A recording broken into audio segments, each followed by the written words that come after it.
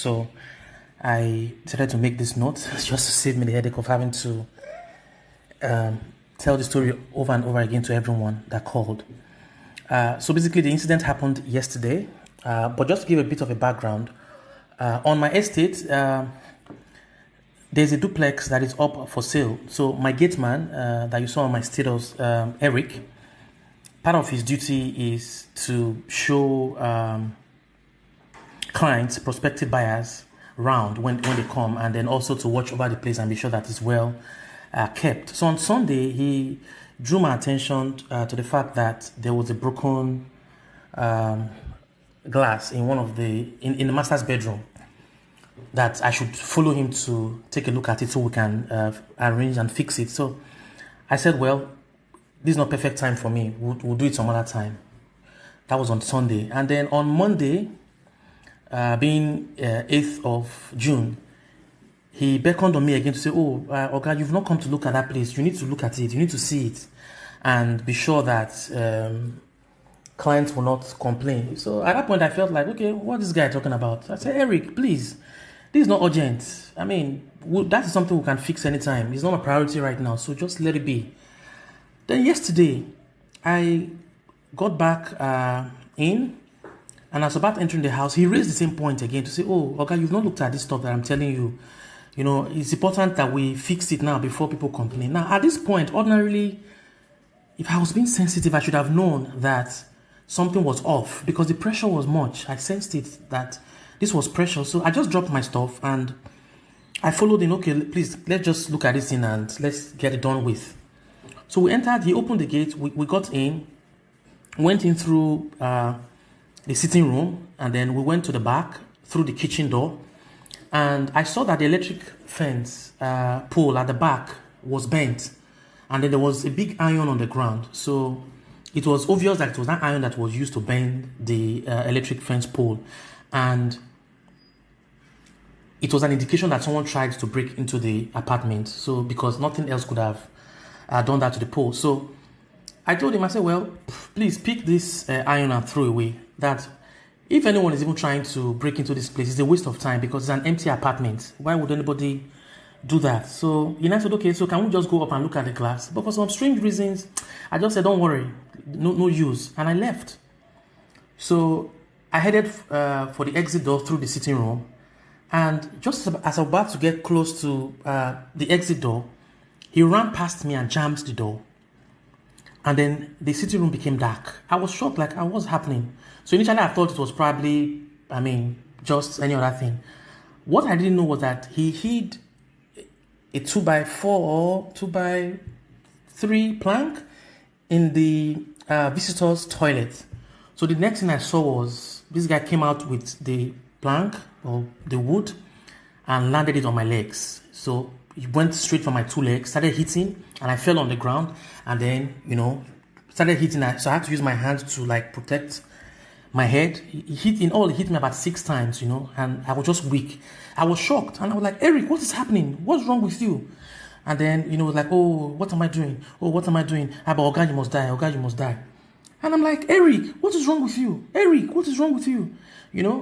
And at this point, since I was already down, the next thing I saw was he raised his shirt, and then I didn't know he hid a knife at his back, and he brought the knife out and he came for me.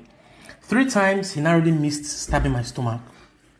And at that point I knew, okay, this is death staring me in the face, and I have to fight for myself. So I summoned up all the courage. I stood up, and of course I started dragging the knife. I started dragging the knife with him. We struggled for a long time. Eventually I was able to get the knife from him. This guy had the power of a madman, if you know what I mean. So I managed to take the knife from him, and at that point, since the knife was off his hand, the next thing he came for my throat. He started strangling me. He held my Adam's apple and was just squeezing it, and then I was going out of breath, And I had the knife in my hand. Honestly, I could have stabbed him, but I just had this consciousness that if I stabbed him, and God forbid anything happens, nobody would believe my side of the story. So I held back on stabbing him, but I just held on to the knife. And when I was beginning to lose breath because of the strangulation, I just remember something we used to do as kids when we fight. We call it kolobe. You put the person's neck, wrapped on, your elbow, right? So that was what I did. I started squeezing his neck very hard. So at that point, he too was running out of breath. He started biting. He bit my hand. The mark is still there, but even with the biting, I held on to what I was doing. So at that point, he released me, because, he needed to breathe well himself. So when he released me, I also released him. I pushed him, and then I ran towards the kitchen door and tried getting out, And of course, he came after me, and he went straight for the key to lock the door. As God would have it, the key didn't work. He tried, it didn't work. So the struggle continued. I managed to get outside the building.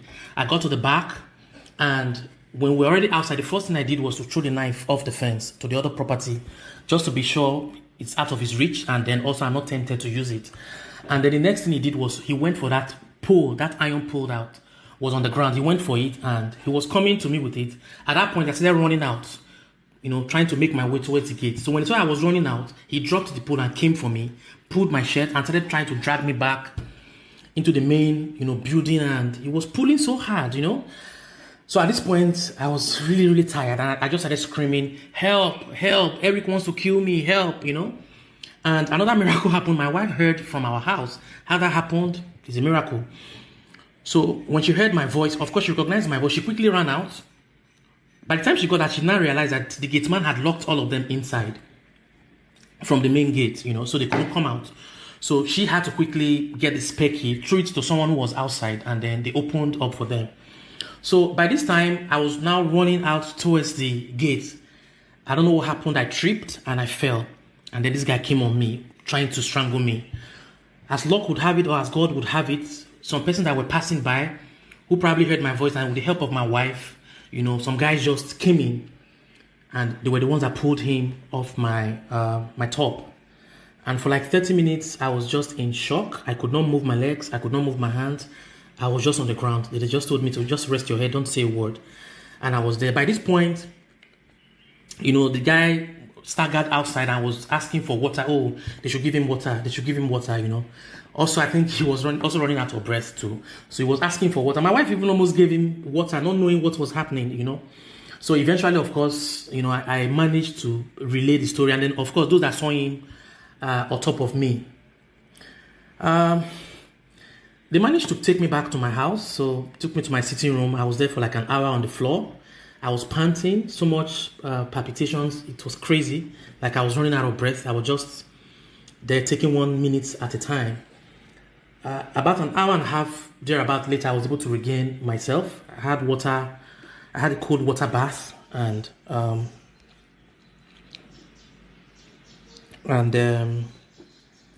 that was it. Now, this guy started working with me, just a bit of a background, in February.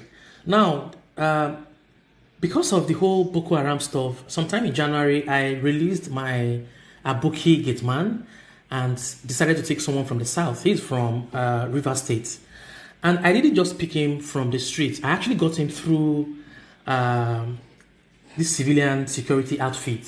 I'm not going to mention the name so I don't spoil their business. But so it wasn't just a random person that I picked from the gate. And so this is a living, domestic staff. And the shock is, why would he do it? Why? Well, we got him arrested yesterday. He's currently in detention, and investigations are still ongoing. But he confessed overnight that he actually wanted to kill me, and then come to the house, kill my wife, and then ransack the house for whatever he can get, and then run back to his village. That was what he wanted to do. Although before this confession, his first statement was that, he didn't want to kill me. He just wanted to threaten me so I can transfer money to his account. So we don't know what the real story is. But this was premeditated. It was well calculated. Later in the evening, when the police came to look at the incident scene, we now discovered that the CCTV camera, my CCTV camera that covers that entry, that could have had things recorded, he actually tampered with it. So meaning he had this planned over time. I'm still in shock, but I thank God for life. I thank God for his grace, because I couldn't sleep last night. The scenes kept replaying in my head, how I was so close to being stabbed to death. That would have been a very painful death. But I thank God for his mercy. But this is a message to every one of us. We can't be too careful. This is someone we feed, we clothe, we do everything for. He's got access to 24-hour light. He's okay, he's comfortable. We're nice to him. And yet he could conceive all of these things in his heart. So, I can't explain it. But I thank God for life. Thank God.